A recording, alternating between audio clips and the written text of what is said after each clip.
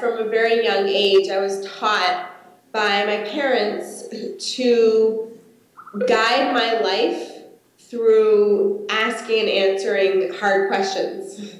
And sort of, in a way, being curious and staying curious, wondering big things, and then can organize an entire life. So I saw how it worked with my mom, whose life has been sort of organized loosely through this idea of how does one become an incredible success at the workplace and at home. So she was a pioneer in the work family life field. My dad his life has been kind of loosely organized around this idea of energy. Right, from the time he was an engineer to his work as an artist, and now his work as an energetic healer, Qigong practitioner and instructor.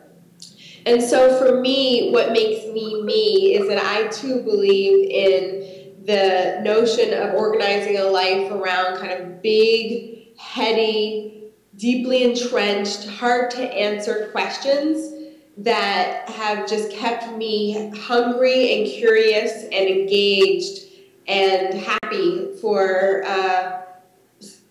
till now, and then and hopefully beyond and beyond. My big question, one thing that organizes my life, is how can you be of the highest and best use? How can people live up to their highest potential? What does it mean to live up to your highest potential? What does it look like? How do you get out of your own way? I think that I care about how there are barriers placed on people, but I really deeply care about the barriers that we place on ourselves. We are a global nonprofit organization that is in the business of building an ecosystem of change making.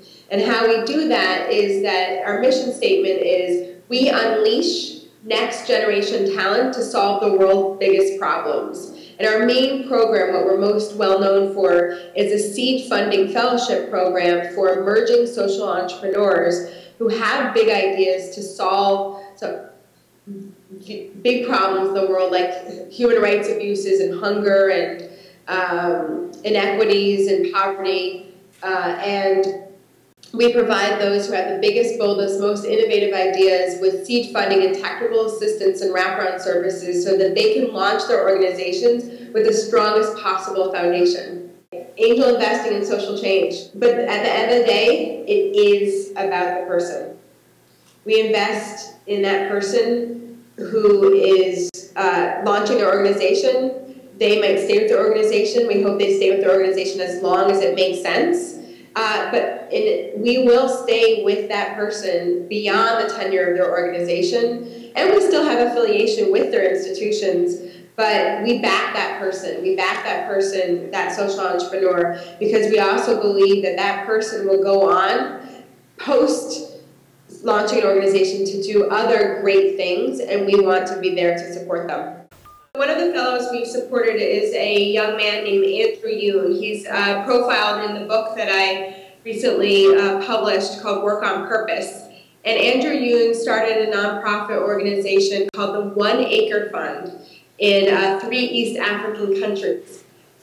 The 1 Acre Fund is focused around how do you create a sustainable solution to hunger? And his solution is creating a bundling of services, education, seeds, finance, and then also selling profits to market, connecting the food yield during the time where it's lush and there's lots and lots and lots of food to a market in bulk rate, so that can last them through the tough times when there's not as much food. And so he started with 30 farmers or so when we funded him straight out of business school in 2006. And I'm really happy to report that just 6 years later, he has reached 100,000 farmers.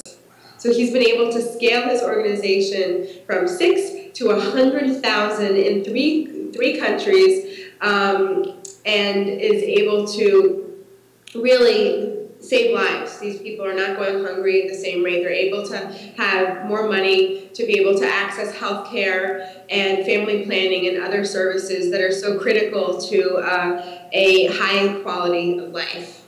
Yesterday, I met up with Raj Vinakota, who, with Eric Adler, started the SEED Foundation, which launches urban public boarding schools modeled after the kind of most elite, most prestigious boarding schools that we have here in the United States, but for public school children, taking this model and providing a kind of wraparound services and 24 hours of care for people who are often 2, 3, 4 years behind when they enter the school. They're graduating at an astronomically impressive rate, going to college at an equally impressive rate, and staying in college and graduating. An incredible operation, and just goes to show that with a lot of investment and a really good model and a good sustainability model for the institution, you're able to kind of transform the outcomes for kids who unfortunately are dealt a tough card in life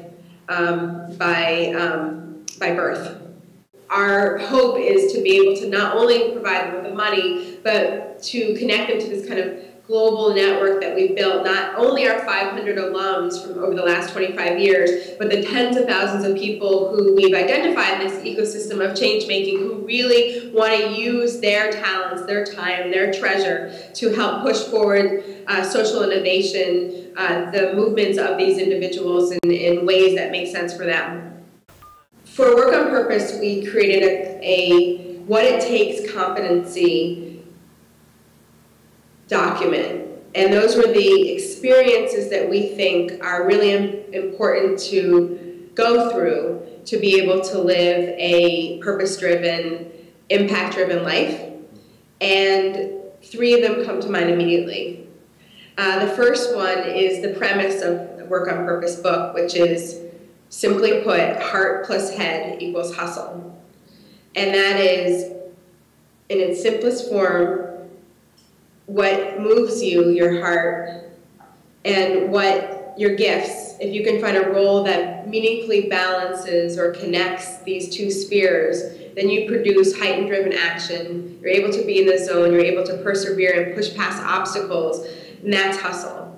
And if more people can kind of be deliberate about thinking about their heart, about thinking about their head, and then how to translate that into what they do, I just believe that then we'll get higher level output and happier people, more fulfilled people, and more people who say that they love what they do. The second one is fear means go.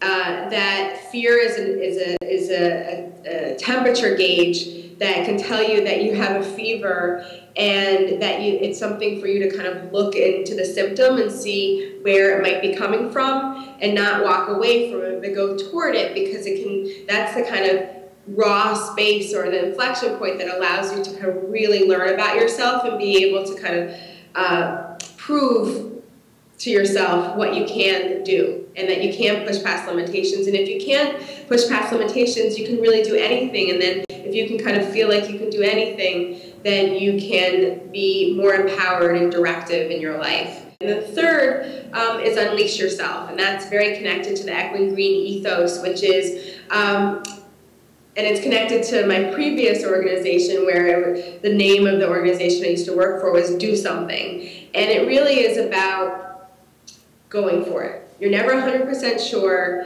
That talk all you want, but at the end of the day, it's about action. So if you can kind of figure out through heart plus head equals hustle a role, if fear means go allows you to kind of be in the right mindset to go for it, then at the end of the day, you gotta just go for it. And that's the unleash yourself, and that's just about taking actions each and every day that bring you closer to and line up with your purpose. Wise people in my life have said to me, and I believe, that leadership is what you leave behind, not necessarily what you do. And what I hope to leave behind at Equine Green is this ethos of believing in the power of young people, taking risks, when others won't, and backing really risky ideas, really thinking long and hard about how to bring diverse voices into leadership positions that aren't the kind of usual suspects, folks who didn't have kind of accumulated advantage of certain schooling and support systems throughout their lives. I hope that I've touched the people who I've been able to work with, over 200 people that I was part of their selection to receive Echo and Green seed funding support. And around work on purpose, which is definitely a passion project of mine, I hope that that First United States and then beyond plugs in reflection and purpose and thinking about what one wants to do with their one wild and precious life. It's one of my favorite Mary Oliver quotes, into the career from school to work process. There's not enough reflection, there's not enough why questions, and I believe that you get closer to figuring out how to spend your time and how to use what you have, all your experiences and your gifts, if you are able to answer some questions about what makes you happy and what do you think you're really good at and what moves you. And the more we're able to infuse that into our processes, I think people will be able to rise up again to their highest potential. What if every single person on this earth believed fully in this notion that part of our role as a human being is to take responsibility for a problem and be a driver in some way, shape, or form of the solution, imagine what would happen.